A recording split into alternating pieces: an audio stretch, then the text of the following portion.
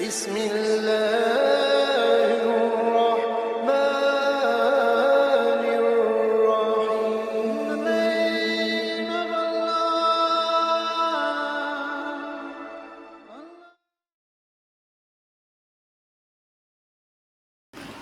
Bismillahirrahmanirrahim. Assalamualaikum warahmatullahi wabarakatuh. Waalaikumsalam warahmatullahi wabarakatuh. Alhamdulillahi rabbil alamin. Wassalatu wassalamu ala rasulillahil karim Muhammadin wa ala alihi wa ashabihi wa man tabi'ahum bi ihsanin ila yaumiddin. Amma ba'd. Segala puji bagi Allahu Rabbul Izzati wal Jalalah. Kita meminta perlindungan kepada Allah. Kita meminta pertolongan kepada Allah. Kita mengakui bahwasanya tidak ada Tuhan yang berhak diibadahi dengan benar melainkan Allah. Dan kita sama-sama bersaksi bahwasanya Nabi kita yang tercinta itu adalah hamba dan Rasulullah sallallahu alaihi wasallam. Ma'asyaral muslimin wal muslimat, ama ayah, ibu dan bapak yang semoga dirahmati oleh Allah Subhanahu wa taala. Alhamdulillah, malam ini kami diberikan nikmat yang sangat besar. Nikmat yang godangnya luar biasa. Bisa berjumpa dengan saudara-saudara, bisa berjumpa dengan ama, bisa berjumpa dengan ayah-ayah di sini. Dan tujuan kami memang seperti itu. Datang kami ke sini jauh dari Aliantan, datang ke sungai apa namanya sekarang? Sungai Kunyong. Tidak lain dan tidak bukan adalah untuk bersilaturahmi.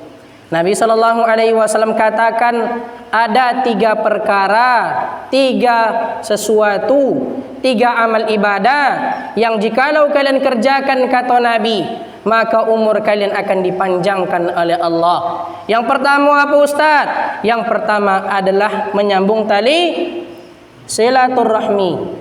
Yang kedua adalah memperbanyak sedekah. Dan yang ketiga adalah menjenguk orang sakit. 3 perkara ini kalau ada pada diri awak sendiri, ma'asyaral muslimin, maka insya Allah umur kita akan dipanjangkan oleh Allah Subhanahu wa ta'ala. Alhamdulillah, malam ini kita diberikan nikmat Islam dan iman, nikmat kesehatan dan nikmat kesempatan. Alhamdulillahi rabbil alamin. Karena banyak orang-orang di luar sana ama ayah diberikan oleh Allah nikmat kesehatan, kaki sehat, tangan sehat, mata bisa nengok, tapi nikmat kesempatan itu tidak Allah berikan kepada mereka. Alhamdulillah, malam ini kita diberikan kesehatan dan kesempatan. Kesehatan dapat, kesempatan untuk mencari ridha Allah pun dapat. Alhamdulillahirabbil alamin. Jadi ma'asyaral muslimin wal muslimat, ama-ama, ayah-ayah kami yang semoga dirahmati oleh Allah Subhanahu wa ta'ala. Jadi sebelumnya bapak ibu, mungkin bapak-bapak, ibu-ibu masih belum tahu siapa kami. Nah, jadi kata pepatah, tak kenal maka tak kenal maka tak sayang. Nah, jadi supaya jemaah sayang sama ambo, kenal diri wak dulu ya. Masya Allah. Jadi ama ayah, nama kami Al-Sabil Hidayat. Al-Sabil Hidayat, panggilannya Sabil. Jadi kalau suatu saat basuh awak di jalan, berjumpa kita di jalan, jangan segan-segan untuk menyapa. Nama ambo Sabil. Ingat dia? Sabil. Ma'asyaral muslimin wal muslimat, al-hadirin wal hadirat, ayah-ayah kami, ama-ama kami beserta saudara-saudari sekalian yang semoga dirahmati oleh Allah Subhanahu wa taala. Tujuan kami pada malam hari ini datang ke kampung Bapak Ibu sekalian adalah untuk bersilaturahmi, adalah untuk mempererat, menjalin tali ukhuwah Islamiyah di antara kita. Kami yang sebelumnya tidak kenal dengan Bapak ini datang ke sini alhamdulillah kenal. Kami yang pertama kali tidak kenal dengan Pak Mukhlis, belum pernah nampak wajah, tatap muka, datang kita di sini, kita kenal, saling mengenal. Jumpa sama ibu, jumpa sama bapak-bapak di sini. Itulah yang menyebabkan kita meraih rahmat dari ridha Allah Subhanahu wa taala. Allah Subhanahu wa taala berfirman di dalam Al-Qur'an, "Ya ayyuhalladzina amanu taqullah." Wahai sekalian orang-orang beriman, bertakwalah kalian kepada Allah. Wa qulu qawlan sadida, dan ucapkanlah perkataan yang benar. Ini biasanya banyak dibaca oleh para khatib ketika mimbar. Ya ayyuhalladzina amanu taqullaha haqqa tuqatih wa la tamutunna illa wa antum muslimun, banyak dibaca. Ada juga yang dibaca ya ayyuhalladzina amanu taqullaha wa la qulu qawlan sadida. Ada juga yang baca ya ayyuhan nasu taqu rabbakumul ladzi khalaqakum min nafsin wahidah. Wahai sekalian manusia, bertakwalah kalian kepada Tuhan kalian yang menciptakan kalian dari diri yang satu. Siapa diri yang satu? Adam alaihi salatu wassalam, Nabi Adam. Kita semua berasal dari Nabi Adam. Ada yang mengatakan manusia tidak dari Nabi Adam, tapi manusia itu diteliti dari monyetnya. Ada yang mengatakan itu, Pak. Manusia kok dari monyet? Ada mengatakan seperti itu. Salah. Kita katakan bahwasannya manusia ini berasal dari Nabi Adam. Allah menciptakan Nabi Adam. Wa khalaqa minha zawjaha. Allah ciptakan dari Adam itu istrinya. Siapa nama istri Nabi Adam? Hawa. Wa batha minhuma rijalan katsiran wa nisaa, dan memperkembangbiakkan dari Adam dan Hawa laki-laki dan perempuan yang banyak. Wattaqullaha alladzi tasaaluna, bertakwalah kalian kepada Allah, karena dengan nama Allah kita meminta. Ya Rahman, Ya Rahim, Ya Razzaq, wahai pemberi rezeki, wahai Maha Pengasih, wahai Maha Penyayang. Kita selalu minta dengan nama Allah, karena kita tahu bahwasanya yang memberi kita rezeki bukanlah kuburan, yang memberi rezeki bukanlah orang yang telah mati, yang memberi rezeki bukanlah binatang, namun kita tahu yang memberi rezeki itu adalah Allah Subhanahu wa ta'ala. Wal arham, kata Allah, dan sambunglah tali silaturahmi. Alhamdulillah, malam ini kita diberikan oleh Allah kesehatan, kesempatan hingga kita bisa menjalin tali silaturahmi. Yang kedua, tujuan kami datang ke sini, Bapak, Ibu, saudara-saudari sekalian rahmati oleh Allah, adalah untuk menyampaikan nasihat kepada kaum muslimin, menyampaikan nasihat kepada kaum muslimat. Nasihat yang begitu indah, nasihat yang kasodo awak sangat memerlukan nasihat itu. Di antara nasihat yang luar biasa dan amal paling terbesar, iman paling tertinggi adalah kita mentauhidkan Allah. Mentauhidkan Allah Subhanahu wa ta'ala. Ustaz, apa yang dimaksud dengan tauhid, Ustaz? Tauhid adalah engkau beribadah kepada Allah, awak beribadah kepada Allah, meminta hanya kepada Allah, minta tolong hanya kepada Allah. Salat awak, zakat awak, puasa awak, nazar awak, kasodo perbuatan awak hanyalah untuk Allah Subhanahu wa ta'ala. Makanya di dalam Al-Quran tu Allah katakan, Bismillahirrahmanirrahim, Qul inna salati wa nusuki wa mahyaya. Katakanlah wahai Muhammad kepada hamba-hambamu bahwasannya salatku, sesembelihanku, hidupku, wa mamati, dan kematianku, lillahi rabbil alamin, hanyalah untuk Allah Subhanahu wa ta'ala. Amat ayat sekalian semoga dirahmati oleh Allah Subhanahu wa ta'ala. Makanya awak hidup di dunia ini adalah untuk beribadah kepada Allah. Allah tidak ciptakan awak untuk main-main sama ayat indah. Allah ciptakan si anu, Allah ciptakan si fulan tidak untuk main-main di dunia kau main, tidak, namun untuk beribadah kepada Allah. Allah berfirman, "Wa ma khalaqatul jinna wal insa illa liya'budun." Dan tidaklah kami ciptakan jin dan manusia melainkan untuk beribadah kepada Allah Subhanahu wa ta'ala. Makanya awak kalau meminta, mintalah kepada Allah. Idza sta'anta fasta'in billah. Kalau kalian minta tolong, minta tolonglah kepada Allah. Banyak zaman sekarang orang sudah dikatakan menyelisihi dari tauhid ini, ibu-ibu, bapak-bapak. Mungkin banyak yang terjadi di masyarakat awak luar biasa ya. Mungkin kami tidak tahu apakah di tempat awak ada atau tidak. Di antara lawan dari menyembah Allah adalah berbuat syirik namo. Lain untuk syiriknya. Syirik itu adalah kita meminta atau kita meminta pertolongan, perlindungan bukan kepada Allah. Dan inilah yang membuat iblis itu senyum, membuat syaitan itu ketawa, dan membuat kita itu jauh dari Allah. Banyak orang-orang kini itu kalau meminta tidak kepada Allah oleh amak-amak, ditulis di buku. Apa tulisannya? Tulisan jimat-jimat dan luar biasa. Boleh dalam agama Ustaz? Boleh atau tidak? Boleh atau tidak amak-amak? Tidak boleh. Banyak orang-orang yang sekarang itu menulis, ditulis, dipakaikan kalung kepada anak-anak baru lahir. Untuk apa dilakukan itu, Kak? Apanya Kak itu? Ini untuk menjaga anak kita dari segala macam mara bahaya.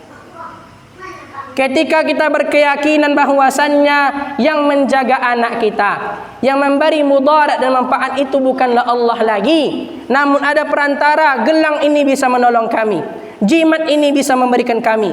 Itu adalah perbuatan syirik, perbuatan yang sangat dibenci oleh Allah Subhanahu wa taala.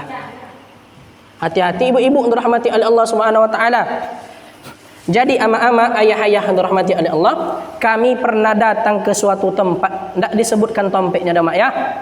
Kami pernah datang ke suatu tempat dan tiba-tiba kami mendapati masyarakat itu sujud kepada kuburan. Boleh sujud kepada kuburan? Boleh sujud kepada kuburan?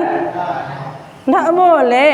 Sujud itu adalah ibadah, dan ibadah kita hanyalah untuk Allah Subhanahu wa ta'ala. Bahkan meminta di kuburan, wahai si fulan, wahai si fulan, wahai si fulan, berikan kami jodoh. Minta kepada orang yang telah mati. Beliau dalam agama dilarang oleh Nabi sallallahu alaihi wasallam.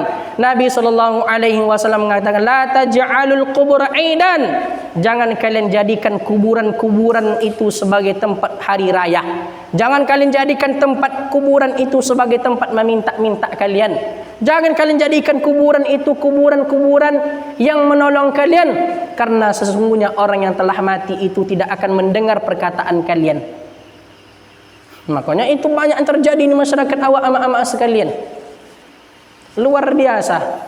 Karena keyakinan seperti ini, karena kurang agama, karena jarang ke masjid, jarang membaca Al-Quran, tidak percaya kepada Allah. Kalau inyo percaya kepada Allah, inyo akan minta kepada Allah, ya Allah turunkan kami rezeki, ya Allah turunkan kami jodoh, ya Allah turunkan kami ilmu. Kalau orang-orang yang beriman itu pasti mereka meminta kepada Allah Subhanahu wa taala. Makanya amak-amak dirahmati oleh Allah, syaitan itu dari dulu, itu iblis dari dulu, jin itu dari dulu itu sudah berjanji akan menyesatkan manusia. Menjanji akan menyesatkan manusia. Dan di antara perbuatan yang tidak boleh kita lakukan ibu-ibu, bapak-bapak, yang sering kami saksikan, dan tanyalah kabar ustaz-ustaz, boleh? Saudara ustaz mengatakan tidak boleh. Yaitu banyaknya kami dapati tulisan-tulisan yang mereka percayai dapat membawa keberkahan kepada mereka. Contohnya apa ustaz? Ada tulisan-tulisan jimat-jimat. Luar biasa ini. Keyakinan itu kepada Allah itu sangat penting, masyaallah muslimin. Diletakkanlah di rumah makan, diletakkanlah di kodai, diletakkanlah di tompek-tompek yang memang harus banyak orang lain. Untuk apa dilakukan itu? Apa kata akak itu? Untuk memanggil orang, untuk pelaris dan lain sebagainya. Bagaimana hukum agama tentang ini? Hukum agama tidaklah diperbolehkan, dan itu termasuk dalam perbuatan syirik. Innallaha la yaghfiru an yushraka bih. Allah tidak akan ampuni dosa orang-orang berbuat syirik. Orang-orang tidak minta kepada Tuhan, minta kepada kuburan, minta kepada iko, tidak minta kepada Allah. Allah tidak akan ampuni inyo meninggal dunia inyo sebelum bertaubat kepada Allah. Allah tidak akan ampuni dosa itu. Wa yaghfiru ma duna dzalika liman yasha. Dan Allah akan ampuni dosa-dosa orang yang selain berbuat syirik. Mungkin kalau awak pernah berzina, na'udzubillah, kita meminta perlindungan dari Allah. Sekiranya kalau kita pernah berzina di masa bujang kita, pernah mencuri, pernah korupsi, bahkan maaf cakap amak-amak, pernah membunuh kita, kalau kita bertaubat kepada Allah, Allah akan ampuni.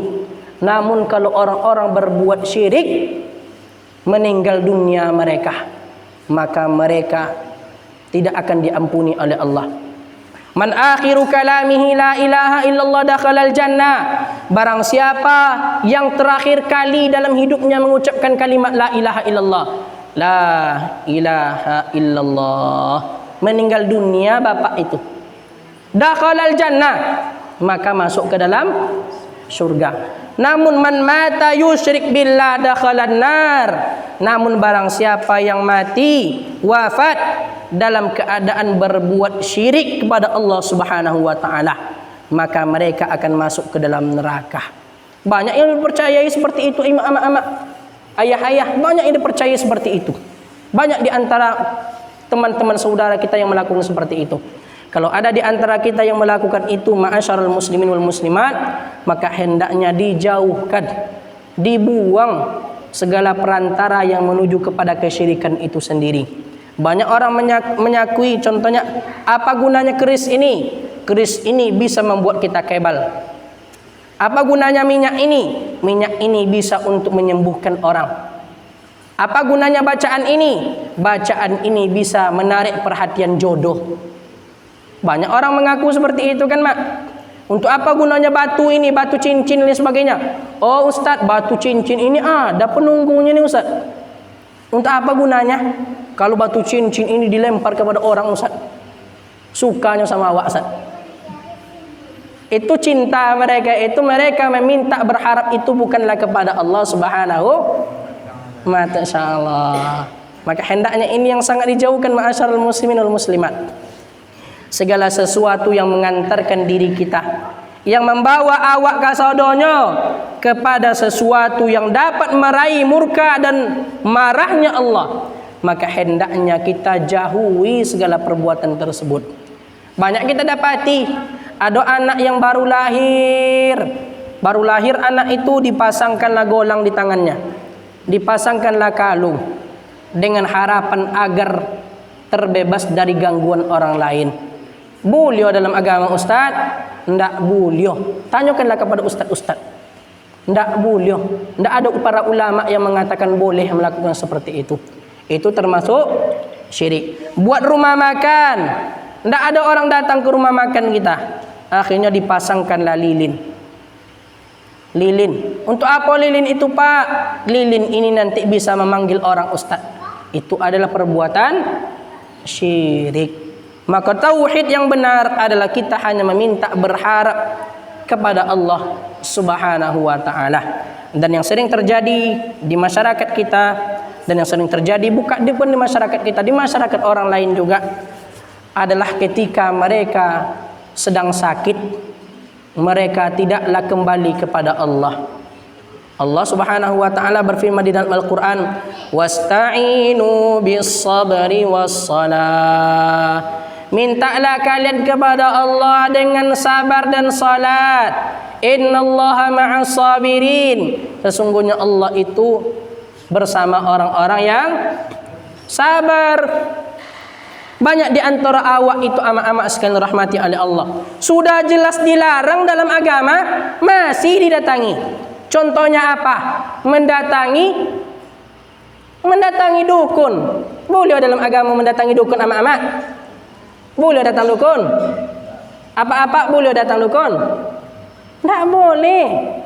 Siapa yang mengatakan? Bukan Ustaz Sabil yang mengatakan, bukan ustaz-ustaz kita mengatakan. Yang tidak boleh itu langsung mengatakan Nabi. Man ata arafan, kalau kalian sakit, datang kalian kepada peramal, tukang dukun yang tahu masalah gaib, tahu nyomak hati orang, itu dukun namanya itu. Tahunya perkara gaib, dukun namanya itu. Fasa'alahu an syai'in, datang kepada dukun, bertanya kepada dukun, Pak dukun, kaki kami sakit Pak, apa obatnya Pak? Apa kata dukun itu? Coba ambil air 7 masjid yang berbeda-beda. Coba nanti datang ke sini bawa ayam hitam. Datang ke sini nanti bawa pinang. Datang ke sini nanti bawa beras. Dukun itu seperti itu. Ketika kita berobat kepadanya ada syarat-syarat yang harus kita bawa, maka itu disebut dengan dukun dalam agama. Dan kita tidak boleh mendatangi dia. Barang siapa yang mendatangi dukun, peramal untuk berobat, untuk meminta bantuan, fasa'alahu an syai'in lam yuqbalu salatahu 40 lailah, maka Allah tidak akan terima salatnya 40 malam, 40 hari. Datang kepada dukun, tapi tidak percaya kita kepada dukun, tetap tidak diterima salat kita 40 hari, 40 malam. Apalagi kalau percaya. Datang kepada Pak Dukun, Pak Dukun, umur saya sudah 31 tahun, jodoh belum kunjung datang. Coba Pak Dukun ramal dulu, di mana jodoh saya sekarang? Apa kata Pak Dukun? Pulang dulu nak. Coba cari ayam hitam, kakinya merah. Coba cari batang iko. Coba cari pinang, lain sebagainya. Man ata arafan fasa'alahu an syai'in fasaddaqahu bima yaqulun. Datang kepada dukun, bertanya kepada dukun, percaya pula ini perkataan dukun, mak. Fala qad kafara bima unzila ala Muhammad. Maka dia itu telah kafir terhadap diturunkan kepada Nabi Muhammad sallallahu alaihi wasallam. Makanya jalan alternatif yang luar biasa bagi kita semuanya, ma'asyaral muslimin, ma'asyaral muslimat, ketika kita sakit maka hendaknya kita bersabar.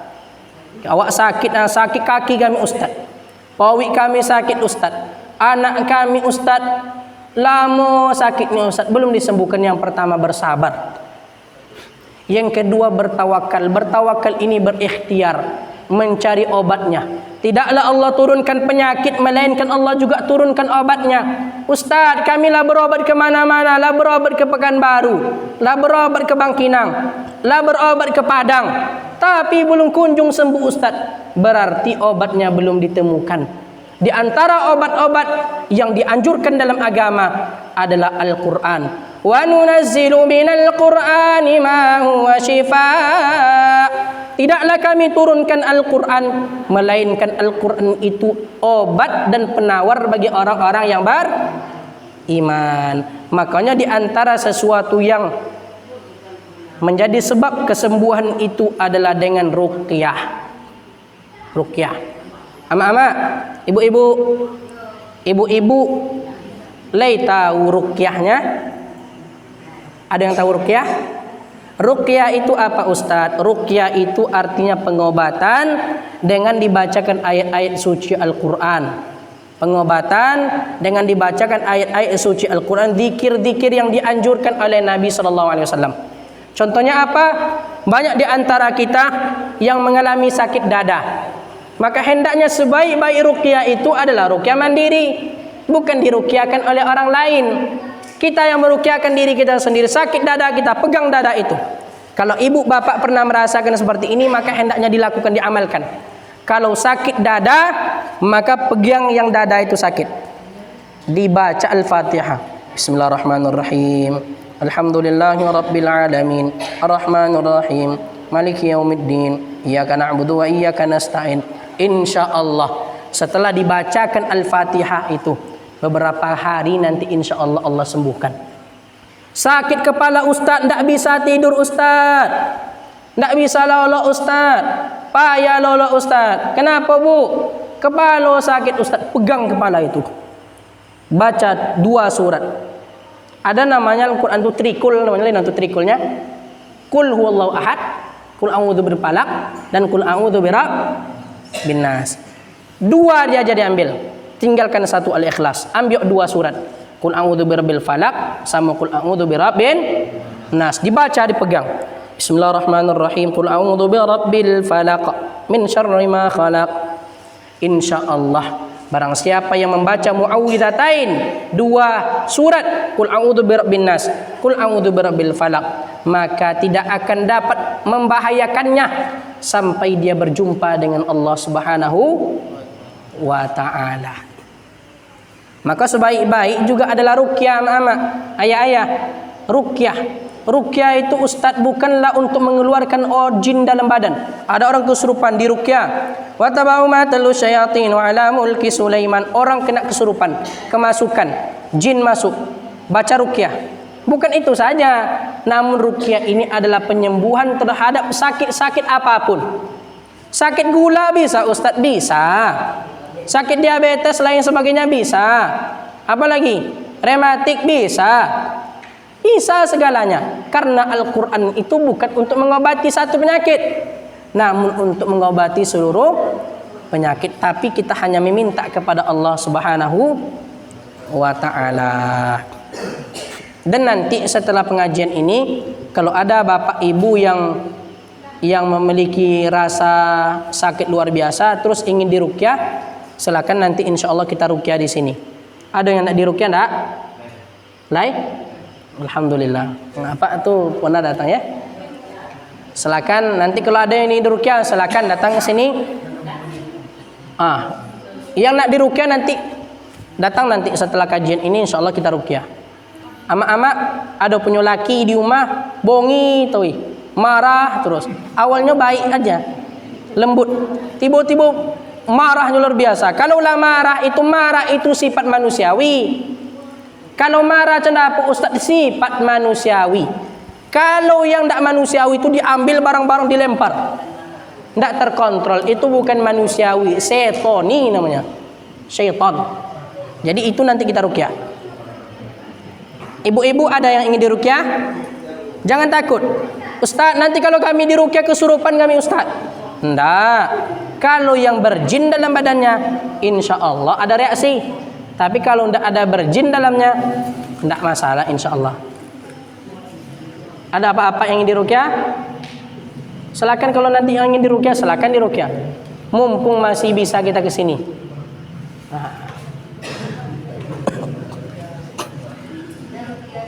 Ibu ruqyah.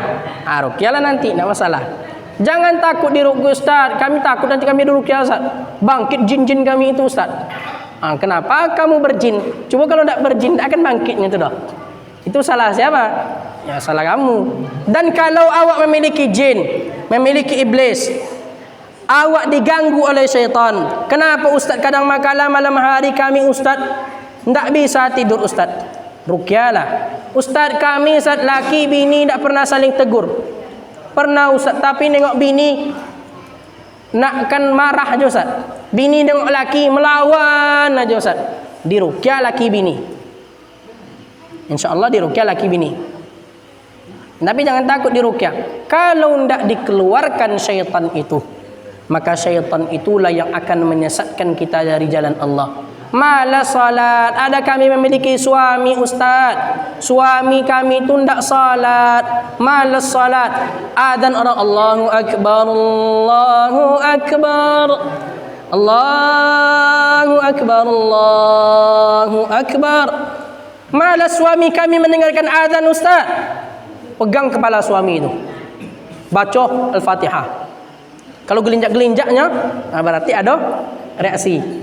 Tapi kalau gelinjak-gelinjaknya melawannya kan, itu berarti tidak sukanya tu dah.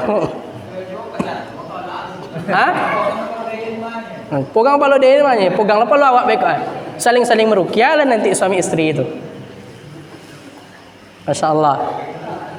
Kami memiliki anak ustaz. Anak kami beli Honda pagi hari, bersih, rapi, lengkap body. Pulang sore hari body tidak ada ustaz. Diangkat-angkatnya Honda ada ustaz. Ruqyah anak itu. Anak-anak di dalam Al-Quran itu ada 4 yang harus diperhatikan oleh bapak ibu semuanya. Anak-anak di dalam Al-Quran itu sifat-sifatnya ada 4. Yang pertama, anak-anak itu adalah fitnah bagi kita. Innama amwalukum wa auladukum fitnah. Sesungguhnya harta kalian, anak-anak kalian adalah fitnah bagi kalian. Fitnah itu apa ustaz? Fitnah itu cobaan. Cobaan. Kadangkala kita itu memiliki anak, pertama kali disuruh nak belikan gula, amunya, painya. Tapi kadang-kadang suruh nak belikan gula, tidak lemu dah. Maka anak itu adalah cobaan hidup bagi kita. Seperti apa yang kita lakukan kepada ibu kita dulu, ayah kita, begitu juga yang akan dilakukan oleh anak kita. Maka anak itu sifat yang pertama adalah cobaan hidup.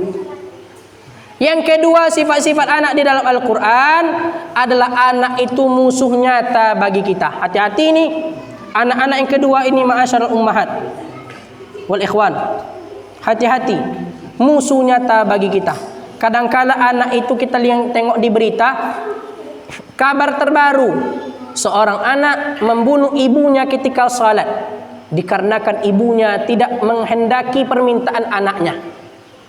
Ada anak yang ingin membunuh orang tuanya? Ada. Ada orang tua, ada anak yang memukul orang tuanya? Ada. Ada anak yang menendang orang tuanya? Banyak. Mak, belikan handphone mak. Kawan-kawan lah punya handphone mak. Ndak amu amak itu. Amak itu dipukulnya. Maka inilah yang sifat kedua. Anak kita itu adalah musuh nyata bagi kita. Kalau kita memiliki anak seperti ini, ma'asyarul muslimin muslimat, maka hendaknya fahdharuhu. Maka hendaknya hati-hati kita memiliki anak seperti ini. Hati-hati, pasti ada maunya. Yang ketiga, anak di dalam Al-Quran itu adalah anak-anak al-malu wal banuna zinatul hayati dunia. Harta kalian, anak-anak kalian adalah kehidupan dunia saja. Anak kita S1, S2, S3, S1 di Pekanbaru, S2 di Australia, S3 di Jerman contohnya. Kalau kita minta uang kepada anak-anak kita, anakku, ayah sakit nak, kirim duit, dikirim langsung 50 juta contohnya. Tapi anak kita tidak pernah salat, anak kita tidak pernah puasa, anak kita memaksiati Allah, tidak pernah taat kepada Allah. Anak-anak itu hanyalah perhiasan dunia. Kita minta dunia, diberikannya. Kita minta uang, diberikannya. Tapi kalau untuk akhirat, nol. Tidak pernah anak kita ketika kita meninggal dunia, anak itu tidak akan minta kepada Allah, Rabbana ighfir lana dzunubana wali walidaina warhamhuma. Tidak akan pernah doa seperti itu. Karena anak-anak kita ketika kita masih hidup tidak dididik untuk yang agama. Yang keempat yang harus diperhatikan sifat-sifat anak di dalam Al-Quran adalah anak-anak yang menyejukkan mata kita ketika kita melihatnya. Ditengok anak itu luar biasa, ya Allah, anak ini luar biasa, penyejuk mata orang tuanya. Disuruh nak beli gula, nak copeknya pergi beli gula mak. Nak salat, nak langsung salat. Nak doakan ibu, doakan ibunya. Itu adalah anak-anak yang menyejukkan mata kedua orang tuanya. Anak ini disebut dengan anak qurrata a'yun. Makanya kita selalu berdoa, Rabbana hablana min azwajina wa dzurriyyatina qurrata a'yun. Ya Allah, anugerahilah kepada kami pasangan-pasangan yang baik, anak-anak yang menyejukkan mata kami, ya Allah. Itulah anak-anak ma'asyarul muslimin wal muslimat rahimani wa rahimakumullah. Dan kita berharap anak-anak yang nomor 4 inilah yang akan menjadi anak-anak kita. Ketika kita meninggal dunia, ayahnya meninggal dunia, amaknya meninggal dunia, anak itu mengangkat tangannya ke atas langit. Allahumma gfirli, ya Allah, ampunilah aku, wali walidayya, dan kedua orang tuaku. Warhamhuma, sayangilah mereka berdua, kama rabbayani saghira, sebagaimana mereka menyayangi kami ketika kami masih kecil, ya Allah. Tapi kalau anak-anak tidak pernah diajarkan agama, anak-anak dijauhkan dari ketaatan kepada Allah, anak-anak dijauhkan dari masjid. Anak kita pergi ke masjid, ma'asyiral muslimin, hilang sandal anak kita, jangan dimarahi. Yang kita marahi itu kalau anak-anak kita tidak pernah sandalnya jumpa di masjid. Hilang sandal kita di masjid, jangan marah. Tapi kalau kita marahi itu hendaknya kita marah kalau sandal kita tidak pernah melangkahkan menuju ke masjid. Sandal lawak tidak pernah nampak di masjid, berarti kita itu tidak pernah ke masjid. Banyak orang keluar masjid hilang sandalnya. Biasanya yang mengambil itu orang masjid. Tetapi yang kita harus takuti adalah ketika sandal kita ini tidak pernah dilangkahkan menuju masjid. Luar biasa itu, ma'asyarul muslimin muslimat. Hati-hati kita dalam perkara itu. Anak-anak soleh itu anak-anak yang doanya mengalir. Meninggal dunia orang tuanya, Badan kita ini telah hancur, tulang belulang kita itu telah dimakan oleh semut, dimakan oleh binatang-binatang di dalam tanah. Anak kita mengangkat doanya, Rabbighfirli, ya Allah, ampunilah aku, wali walidayya, kedua orang tuaku. Setelah itu langsung transfer pahala sampai kepada kita. Maka dikatakan idza matal insan, kalau anak Adam meninggal dunia, manusia meninggal dunia, inqata amaluhu, terputus amalnya. Orang meninggal dunia bisa nambah pahala, Pak? Tidak bisa. Orang meninggal dunia bisa nambah dosa? Tidak bisa. Orang meninggal dunia bisa salat? Tidak bisa. Terputus amalnya. Tidak bisa nambah dosa dan tidak bisa nambah pahala, kecuali 3 perkara. Meninggal dunia kita, 3 perkara ini pernah kita lakukan selama di dunia, maka akan selalu mendapatkan kiriman pahala. Yang pertama, sedekah jariyah, sedekah jariyah. Masjid Tamaddun, Masjid Tamaddun ya. Masjid Tamaddun sedang pembangunan WC, buka kotak infak, buka donasi. Datanglah nenek-nenek kepada Pak Pengurus. Pak Pengurus, ini ada uang saya 50.000 untuk membantu pembangunan WC. Semoga bermanfaat ya Pak. Meninggal nenek ini, uang nenek ini dibantu untuk pembangunan WC. Meninggal nenek ini, WC masih digunakan oleh orang Islam, masih digunakan oleh masyarakat. WC ini masih bermanfaat, maka nenek ini akan selalu mendapatkan kiriman pahala. Itulah pahala jariyah itu. Ada uang kita berlebih, kita belikan Al-Quran, antar ke pesantren. Akhirnya Al-Quran kita dibaca oleh anak-anak pesantren. Hafal Al-Quran anak-anak pesantren. Meninggal dunia kita, anak-anak itu diajarkan kepada orang lain. Kita akan selalu mendapatkan kiriman pahala. Itu sedekah jariyah.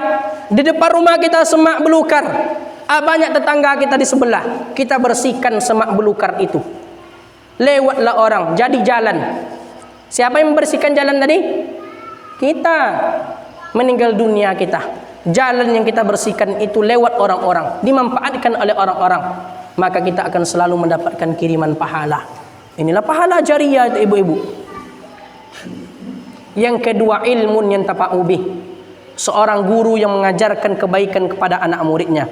Seorang guru, mungkin waktu kita masih kecil ama-ama ayah-ayah, kita belajar Iqra, A di ate A di bawah I, A di depan U, A I U. Kami seperti itu ajarnya dulu. Akhirnya guru kita meninggal dunia, kita bisa membaca Al-Quran karena itu. Guru kita akan selalu mendapatkan kiriman pahala kalau kita membaca Al-Quran. Alif Lam Mim. Kita bisa baca Alif Lam Mim itu karena guru. Guru meninggal dunia, kita akan selalu mendapatkan atau mengirim pahala kepada guru. Guru tuh walaupun gajinya sedikit, pahalanya besar. Anggota dewan, dosanya banyak. Maka hati-hati ma'asyiral muslimin. Guru itu luar biasa. Luar biasa di sisi Allah Subhanahu wa taala. Makanya ada seorang mengatakan, "Ustaz, mana baik bagi kami itu calon jadi anggota dewan atau kami menjadi guru SD?" Kalau dalam agama, guru itu sangat dihormati. Maka menurut kami lebih baik mengajar SD. Akhirnya meninggal bapak itu, dan luar biasa sampai sekarang sudah 17 orang murid. Anak muridnya itu dari 17 orang, 5 orang selalu lomba menang MTQ. Betapa pahala dikirim kepada gurunya itu. Yang ketiga inilah yang kita harapkan. Awwaladin salihin yad'ula. Anak-anak soleh yang mendoakan kedua orang tuanya telah meninggal dunia. Luar biasa ma'asyarul muslimin. Anak-anak soleh. Yang pertama, sedekah jariyah. Kami tidak bisa berinfak Ustaz. Kami tidak ada uang. Kami tidak ada uang. Rezeki kami cukup-cukup makan. Gimana kami ingin berinfak sedekah jariyah? Tidak pertama. Yang kedua, kami tidak guru Ustaz. Ilmu yang kami ajarkan tidak ada. Tidak yang kedua. Yang ketiga yang kita harapkan, anak soleh yang mendoakan orang tua ketika telah meninggal dunia. Meninggal orang tuanya tidak nangis. Banyak anak-anak sekarang meninggal orang tuanya pagi hari, menangis dalam kamar. Dimandikan orang tuanya, menangis, tidak ikut memandikan. Salatkan orang tuanya, tidak ikut salat, menangis. diantarkan menuju pemakaman, dikuburkan, menangis juga. Apa yang kita harapkan dari tangisan anak-anak itu? Apa yang kita harapkan dari cengengan mereka itu? Yang dibutuhkan oleh si mayit adalah doa. Ketika orang tua kita meninggal dunia, anak pertama kali yang memandikan orang tuanya. Ini orang tuaku, ini amakku, ini ayahku. Aku berhak memandikan. Dia melihat orang tuanya terakhir kali dalam keadaan dia berbakti kepada orang tuanya. Salat, setelah dimandikan, dikapani, dia mengkapani ayahnya. Setelah dikapani, disolatkan, dia menjadi imam. Setelah disolatkan, diantarkan menuju pemakaman, dia memasukkan orang tuanya. Wahai ayah, wahai amak, mungkin selama di dunia kami tidak pernah berbakti. Inilah berbakti terakhir kami ya amak. Dimasukkanlah orang tuanya ke dalam. Itu luar biasa punya anak-anak seperti itu. Tapi kalau ada kita memiliki anak-anak yang sering dibawa oleh laki-laki, punya anak perempuan dibawa pula oleh laki-laki setiap sore itu, maka kata Nabi, barang siapa yang membiarkan anak perempuannya keluar dari rumah, tidak menutup jilbab, tidak memakai hijab, sehelai rambut yang nampak oleh laki-laki, maka selangkah kaki orang tuanya masuk ke dalam neraka. Itu siapa menyampaikan? Bukan Ustaz Sabil, tetapi siapa? Nabi sallallahu alaihi wasallam. Tapi barang siapa memiliki 3 orang anak perempuan, anaknya 3 orang, bersabar atas kelakuannya, dididik anak perempuannya sampai balaki, lain untuk balakinya, sampai memiliki suami, maka orang tuanya itu akan masuk ke dalam surga. Masya Allah tuh amak-amak. Tapi kalau punya anak laki-laki main game aja, punya anak laki-laki angke-angke ondah, tiap sore angke-angke ondah, punya anak perempuan dibawa oleh laki-laki. Apa yang kita harapkan dari anak-anak kita itu? Semoga dengan nasihat yang singkat ini dapat bermanfaat bagi kita semuanya yang berada di masjid ini maupun orang yang tidak hadir di masjid ini. Saya tahu, saya yakin, insya Allah mana tahu orang di luar masjid ini mendengarkan kajian ini tidak bisa duduk di masjid, namun mereka mendengarkan dari luar masjid.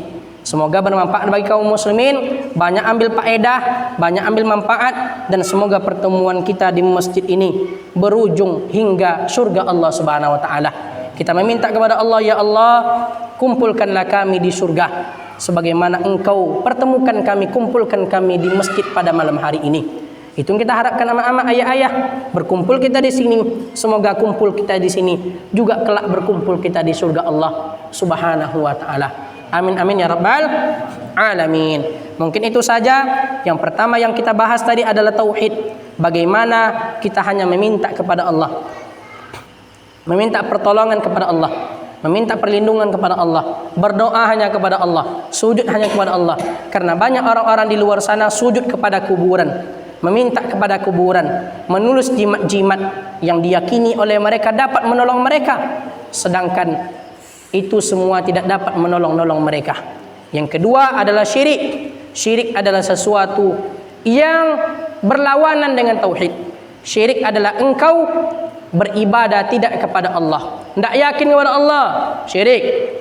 Tidak meminta kepada Allah, syirik. Berobat tidak kepada sesuatu yang meraih ridha Allah, datang kepada dukun haram, datang kepada dukun, syirik, dan lain sebagainya. Itu siapa menyampaikan? Bukan Ustaz Sabil, tapi yang menyampaikan adalah Rasulullah sallallahu alaihi wasallam. Rasul menyampaikan kepada ulama, ulama menyampaikan kepada ulama, ulama menyampaikan kepada ustaz, ustaz menyampaikan kepada anak murid, anak murid menyampaikan kepada masyarakat. Semoga masyarakat nanti pulangnya bisa juga menyampaikan kepada orang-orang yang tidak hadir. Maka dikatakan oleh Nabi sallallahu alaihi wasallam, "Falyuballighil ghaib." Hendaknya orang yang hadir menyampaikan kepada orang-orang yang tidak hadir.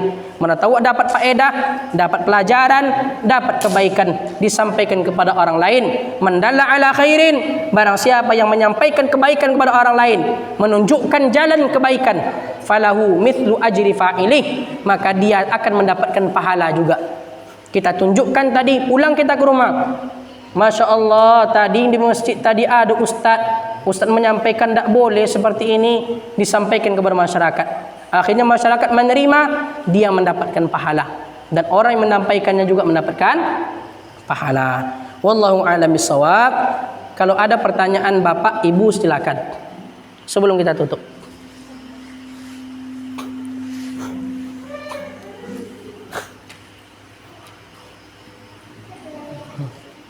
Ada ayah-ayah yang ingin ditanyakan, silakan. Ibu-ibu yang ingin ditanyakan, silakan.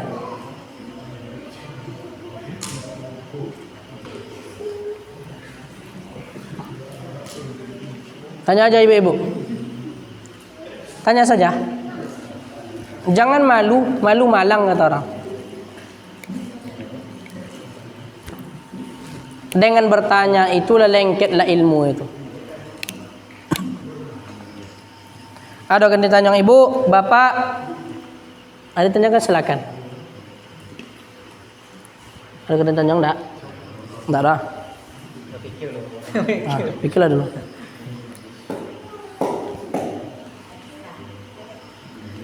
Enggak ada dah.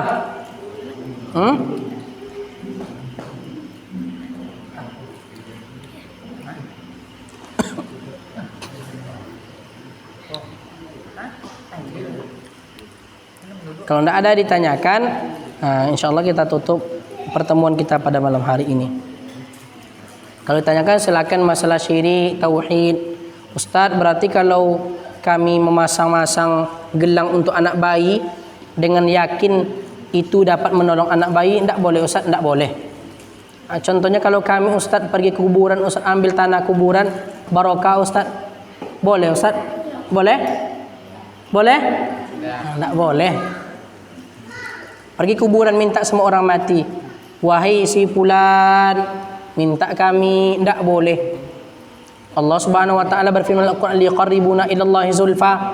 Orang yang minta di kuburan itu, mereka meyakini orang ini nanti sampaikan kepada Allah. Ternyata enggak sampai tujuan mereka. Umpama apa lah ya, umpama keren lah umpama ya. Ambo lah misalkan ya, umpama dan sakit. Jadi baik ke apa bisa saya ndak lah kalau dukun namo tiba ada kan rumah sakit sebelum rumah sakit baik kalau baik apa di kampung loh namo jadi kalau umpamanya orang sampai hubik udah baca-bacaan ini udah ucapan ayat Al-Qur'an ini bagus cara kan. Nah, pertanyaan dari bapak awak, pertanyaan dari abang awak, Ustadz, kalau contohnya kami sakit, lalu sebelum pergi ke rumah sakit kami datangi uang kampung-kampung. Tidak dukun loh, tapi uang bubek kampung. Ama ayah sekalian, kalau zaman dahulu dukun itu pakai baju hitam, sangar. Awak tahu itu dukun. Tapi kalau zaman sekarang dukun itulah pakai pecinya. Jadi canda apa membedakan mana yang dukun dan mana yang tidak dukun? Yang pertama, kalau kita berobat kepadanya, dibacanya Bismillahirrahmanirrahim. Bismillahirrahmanirrahim. Tidak jelas bacaan dia. Langsung diembus. Itu berarti dukun. Karena kalau orang berobat dengan kepada sesuatu yang baik, dia itu akan dibaca dengan jelas. Alhamdulillahi Rabbil Alamin. Ruqyah syariah itu artinya ruqyah dengan dibacakan ayat-ayat yang jelas. Tapi ini baca ayat suci Al-Quran Ustaz. Kalau dibacanya ayat suci Al-Quran, jelas dibacanya maka tidak masalah. Tapi kalau dibacanya Bismillahirrahmanirrahim, Inna a'tainakal kautsar fasal berqa'an masyaallah, tidak jelas bacaannya, itu dukun. Yang kedua, sifat-sifat dukun adalah ketika kita berobat ke situ, ditanyanya nama kita. Ditanyanya nama, umur, di mana tinggal, ditanyanya siapa namanya, nak, dipegang. Anak kita sakit, jatuh, patah tangannya, diperbaiki tangan anak kita, dipegang tangan. Siapa namanya, nak, di mana rumahnya, siapa nama ayah, siapa nama ama. Kalau ada pertanyaan-pertanyaan itu biasanya dukun. Karena syaitan itu setiap orang berobat kepada syaitan, setiap orang berobat kepada dukun dengan perantara syaitan, syaitan itu harus memperhatikan siapa dia, orang tuanya siapa.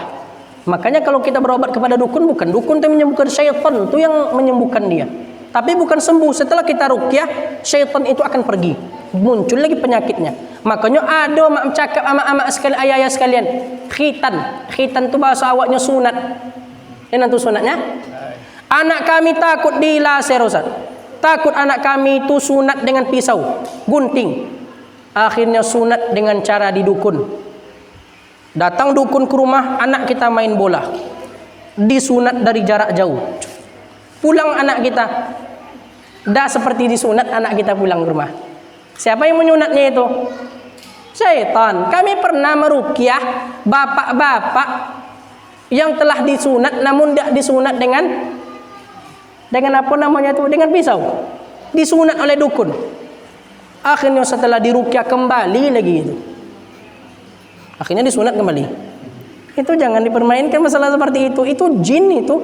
Jin itu yang menutup mata dia seolah-olah dia melihat punya dia itu telah disunat. Banyak seperti itu. Makanya yang pertama ciri-ciri dukun itu ketika dia baca tidak jelas bacanya. Walaupun baca Al-Quran Bismillah pertama. Bismillahirrahmanirrahim. Ana a'tainakal kautsar. Tidak jelas dukun. Yang kedua sifat-sifat dukun itu menanyakan segalanya. Siapa namanya nak?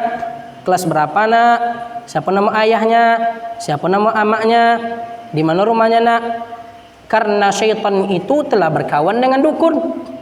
Yang ketiga sifat-sifat dukun itu dia menentu, dia tahu segala sesuatu yang gaib, yang tidak nampak. Datang kita kepada dukun. Apa kata dukun itu? Pasti ibu datang ke sini itu karena ingin berobat ini. Belum kita sampaikan lagi penyakit kita, dah tahu dia penyakit kita. Itu dukun namanya. Karena tidak ada yang tahu masalah ilmu gaib kecuali Allah. La ya'lamul ghaiba illallah. Tidak ada yang tahu masalah gaib ini. Bahkan sampai Nabi kita Muhammad tidak pernah tahu masalah-masalah yang gaib. Sampai Allah turunkan baru dia tahu. Turunkan wahyu. Tahu dukun masalah yang gaib. Besok umur 30 kamu sakit. Itu peramal. Atau contohnya kamu datang ke sini pasti ini. Tahunya ilmu-ilmu gaib, maka itu disebut dengan dukun. Selanjutnya sifat-sifat dukun yang harus diwaspadai adalah ketika kita berobat kepadanya harus membawa syarat-syarat. Syarat-syarat yang menurut kita itu tidak logis. Tapi kalau contohnya bekok datang ke sini bawa kunyit, bawa bawang, bawa air, sampai kita di situ memang dibuatnya obat itu, tidak masalah. Tapi kalau kita datang kepada dukun bawa ke sini nanti ayam hitam katanya. Ayam hitam. Bawa pinang. Ambil air dari 7 masjid yang berbeda-beda. Itu dukun namanya itu. Apa hubungannya ayam hitam dengan sakit dia? Dia sakit perut. Suruh bawa ayam hitam. Tidak ada. Tidak ada hubungannya. Sakit perut bawa nasi bungkus, makan dia situ sama-sama, adalah nampaknya kan ini ayam hitam. Tidak ada gunanya seperti itu. Selanjutnya ciri-ciri dukun itu adalah dia selalu menistakan agama Allah. Ibu-ibu harus tahu, ibu-ibu ya. Saya pernah meruqyah seseorang, saya nggak sebutkan orangnya. Saya pernah meruqyah, tiba-tiba saya pulang, Bu, pulanglah dulu. Cari mungkin ada yang disimpan jimat-jimat. Pulanglah kakak itu.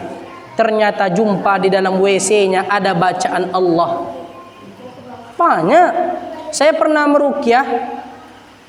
Ternyata ada seorang ibu-ibu disuruh oleh dukun itu tulis di buku bacaan Allah dengan darah haid. Bagaimana penodaan mereka terhadap Allah, penistaan mereka kepada Allah. Ternyata dukun itu yang memerintahkan itu. Tolong tulis nama Allah dengan darah haid katanya. Mana perbuatan seperti ini dianjurkan oleh agama, dilarang oleh agama. Saya pernah juga meruqyah itu, ada dukun. Akhirnya ada berapa kali saya pernah meruqyah pasien, katanya dia berobat kepada dukun. Tiba-tiba terdengar 1 minggu setelah itu dukun itu digeledah oleh polisi rumah dia. Karena dukun ini banyak orang yang mengatakan dukun ini dukun-dukun tidak jelas. Memang banyak orang sembuh karena dukun ini berobat. Ternyata setelah ditengok, digeledah rumahnya, Di dalam WC dia itu banyak ayat-ayat suci Al-Quran. Karena syaitan itu selalu minta tumbal. Syaitan itu selalu minta sesuatu yang dilarang oleh Allah. Maka syaitan itu dari dulu tuh udah berusaha menyesatkan manusia, ibu-ibu, bapak-bapak. Maka dikatakan di Al-Quran dalam surah Al-Hijr itu, syaitan itu mengatakan, qala rabbing surni ila yaumi yub'atsun. Apa kata iblis? Wahai Allah, jangan matikan aku, tunggu aku sampai hari kiamat. Wa zayyinun nasi ajma'in, kami akan sesatkan manusia itu sampai tegaknya hari kiamat. Makanya syaitan itu dari dulu tuh selalu membuat orang tuh jauh dari Allah. Saya pernah ada di kampung saya itu, bapak-bapak selalu sholat di masjid. Tiba-tiba dia pergi ke dukun berobat, tidak pernah sholat ke masjid lagi. Kata dukun itu, katanya sholatnya itu cukup di rumah, 3 kali waktu sholat saja. Dari mana dasarnya seperti ini? Kapan agama memerintahkan sholat itu hanya 3 kali dalam sehari? Siapa yang memerintahkan? Dukun. Maka hati-hati ketika kita berobat, jangan bawa ke dukun. Ke dokter boleh ustaz, bawa ke dokter. Mereka tahu, dokter itu tahu dan tidak mengobati dengan cara yang tidak dimurkai oleh Allah. Kalau lebih baiknya kalau berobat tuh ruqyah. Kalau ada di kampung kita, contohnya mengalami segala sesuatu masalah, problem, contohnya suaminya sudah marahnya itu berlebihan, atau contohnya ada anak-anak kesurupan, atau kita pun pusing kepala kita, ingin diruqyah, ruqyah pribadi dulu. Kalau tidak bisa, silakan bawa ke pondok pesantren kami. Insya Allah akan kita ruqyah. Dan insya Allah dalam waktu dekat akan diresmikan, namanya IPRH namanya.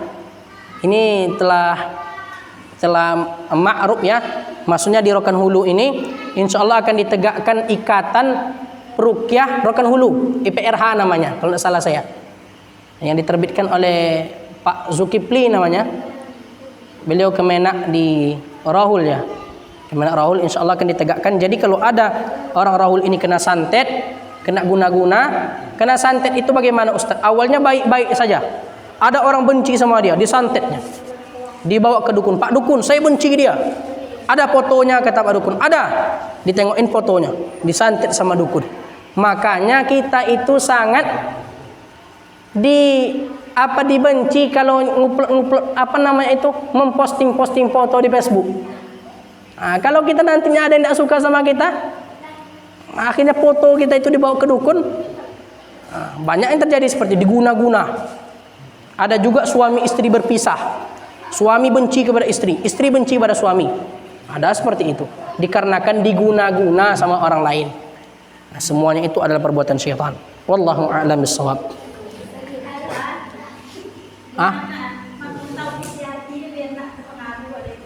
Bagaimana Bu? Apa? Tanam tauhid di hati. Bagaimana menanamkan tauhid di dalam hati sedangkan kita tinggal di pedalaman, jauh dari jalan raya? Bagaimana menanamkan? Maka tauhid itu tulisannya la ilaha illallah. Itu kalimat tauhid. La ilaha illallah. La ilaha illallah ini banyak orang mengaku la ilaha illallah, tidak ada Tuhan selain Allah. Sebenarnya makna tauhid itu la ilaha illallah, tidak ada Tuhan yang berhak diibadahi dengan benar melainkan Allah. Bagaimana caranya Ustadz agar tauhid itu ditanamkan dalam hati kita? Yang pertama, apapun yang berkaitan dengan permintaan kita, maka hendaknya kita selalu minta hanya kepada Allah. Sakit kita minta kesembuhan kepada Allah. Ketika kita dalam keadaan sulit, minta kepada Allah. Kita minta perlindungan kepada Allah. Banyak orang-orang zaman sekarang tuh minta perlindungan bukan kepada Allah. Diambilnya air telur itu, ditaburinya di rumah-rumah dia. Untuk apa nih Ustaz? Untuk apa nih Pak? Apa katanya? Ini Ustaz untuk menjaga rumah kami Ustaz dari setan. Bagaimana caranya agar tauhid itu ditanamkan dari hati kita? Makanya kita harus meyakini bahwasannya Allah selalu melihat kita, Allah selalu memantau kita. Allah selalu memperhatikan kita. Ketika itu telah tertanam dalam diri kita, maka kita hanya meminta, kita hanya berharap kepada Allah Subhanahu wa taala. Maka tauhid itu ibu-ibu, bapak-bapak akan tertanam pada diri kita kalau 3 perkara sudah ada pada diri kita. Yang pertama takut, kita hanya takut kepada Allah Subhanahu wa taala. Takut kita hanya kepada Allah. Takut itu ada 2 macamnya. Pertama takut kita kepada Allah yang asli, yang kedua takut yang bersifat manusiawi. Takut kepada ular, boleh? Boleh. Takut kepada singa? Boleh. Itu takut manusiawi namanya. Oh, enggak takut kami singa, takut kepada Allah. Masuk ke kandang singa. Itu bukan takut namanya. Bunuh diri namanya itu. Maka takut itu, takut yang hakiki itu hanya kepada Allah. Namun takut kita manusiawi boleh. Takut kepada virus boleh. Larilah kalian dari virus, larilah kalian dari wabah yang menyebar, kata Nabi, sebagaimana kalian lari dari kejaran singa. Boleh kita takut, itu boleh. Namun kalau takut kita ini maksudkan adalah untuk Allah. Yang kedua al-mahabbah, cinta. Kita hanya cinta kepada Allah Subhanahu wa taala. Cinta ini ada 2 pula. Cinta yang hakiki kepada Allah, cinta manusiawi. Cinta kepada anak-anak boleh? Boleh. Cinta kepada suami boleh? Boleh. Tapi cinta asli kita untuk Allah. Yang ketiga roja. Roja itu berharap. Kita hanya berharap kepada Allah. 3 ini, takut, berharap, cinta. Cinta, berharap, takut. Takut, cinta, dan berharap. Kalau 3 ini ada pada diri kita, maka kita tidak akan pernah minta selain kepada Allah.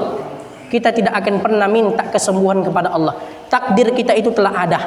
Maka hendaknya tertanam dari diri kita, ibu, kita cinta kepada Allah, takut kepada Allah. Cinta kita kepada Allah, jauhi larangan Allah, kerjakan syariat Allah, kerjakan perintah Allah. Kita berharap kepada Allah, berharap akan bertemu Allah kelak, berharap akan perjumpaan kepada Rasulullah, berharap agar kita dimasukkan ke dalam surga. Dan selanjutnya adalah apa? Takut. Beda, bu, kalau kita takut dari singa, kita harus jauh dari singa. Tapi kalau kita takut kepada Allah, bukan malah jauh kepada Allah, tetapi makin dekat kepada Allah. Itulah perbedaan takut kepada Allah dengan tidak kepada Allah. Takut kepada Allah makin dekat, takut kepada selain Allah makin jauh. Takut kepada ular, jauhi ular. Takut kepada singa, jauhi singa. Tapi takut kepada Allah, jangan jauhi Allah, namun makin dekat kepada Allah Subhanahu wa taala. Mungkin itu. Wallahu a'lam bishawab. Ada lagi? Silakan bertanya.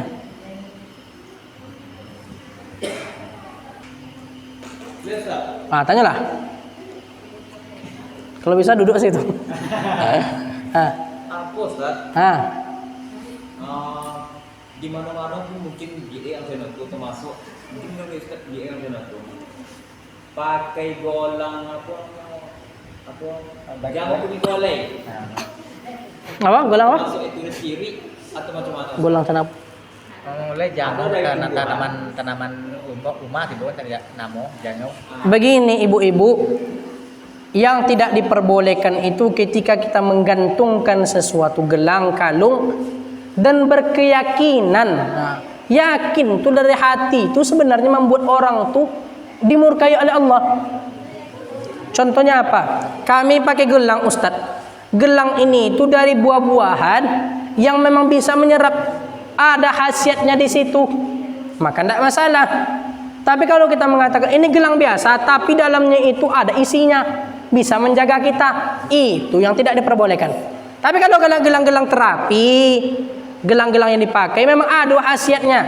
Gelang-gelang itu dari tumbuh-tumbuhan atau dari pohon-pohon yang memang bisa untuk menyerap-nyerap magnetnya itu ada kan? Kan masalah. Tapi kalau contohnya gelang-gelang itu udah berkeyakinan gelang ini nanti bisa menjaga anakku. Gelang ini dari kakeknya. Kakeknya dulu tuh nuntut lemu hitam. Itulah pindah ke anaknya nanti. Kalau jangan sama kulit lain enggak pakai isi deh.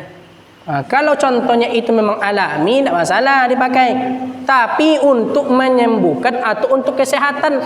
Tapi kalau untuk menjaga ini takut setan nanti, tidak ada takut setan kepada itu. Ini kalau ini gelang ini nanti untuk sehat nanti anak kita. Tangannya kalau pakai gelang ini sehat, tidak masalah. Tapi kalau kita yakin ini nanti gelang ini Setan takut dia. Tidak pernah sejarahnya setan takut kepada gelang. Biasanya yang takut tuh orang bergelang, itulah yang takut kepada setan. Ada lagi?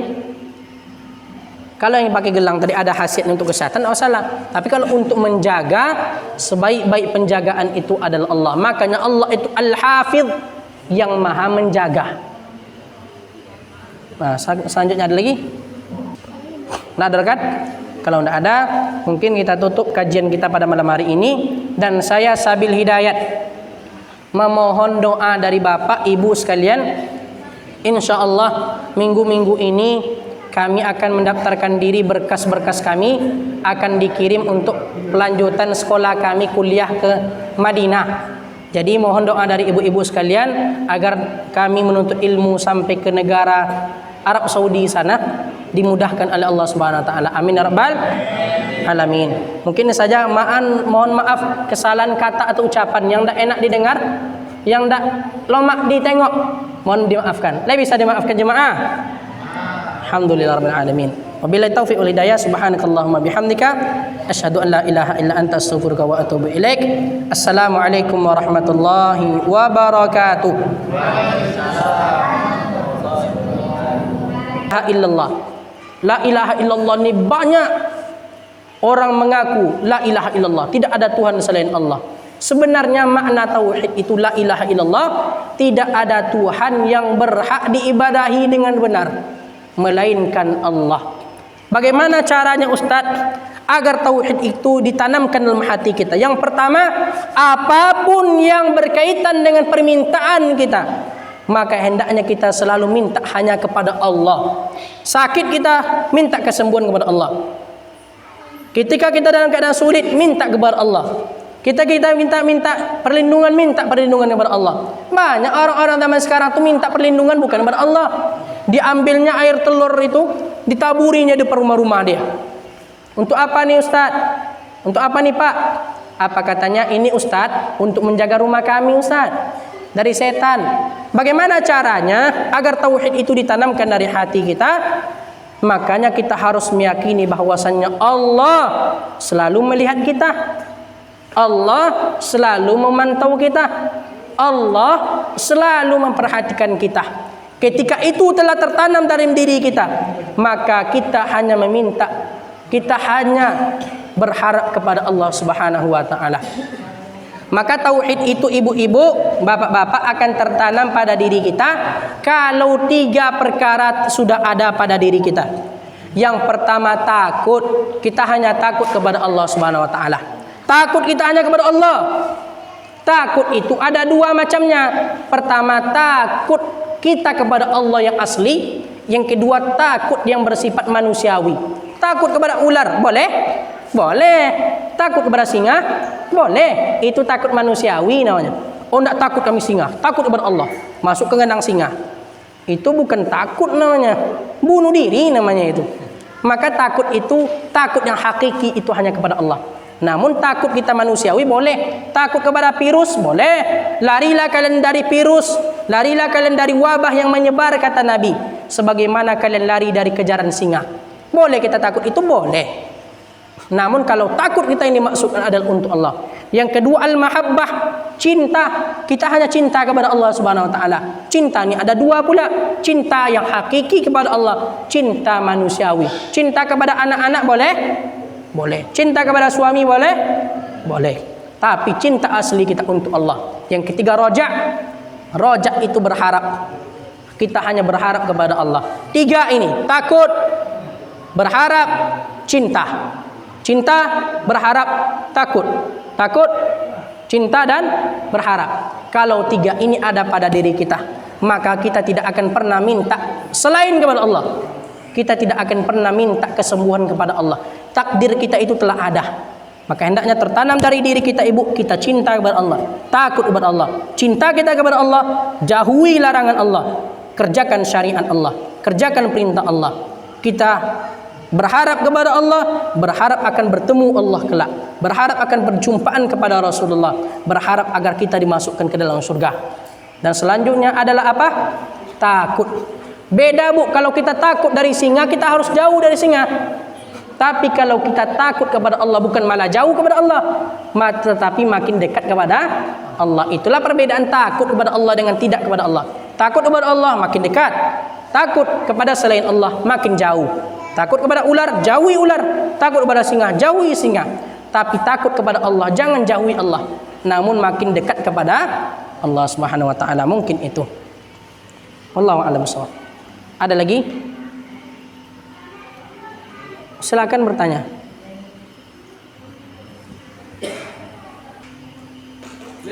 Tanyalah. Kalau bisa duduk situ. Apa Ustaz? Di mana-mana pun mungkin GE yang saya nonton, termasuk mungkin Indonesia GE yang saya nonton. Pakai golang apa jangan punya goleng. Apa? Golang apa? Masuk itu dari kiri atau macam mana? Golang kenapa? Oleh jangan karena tanaman rumah di bawah tidak namo jangan.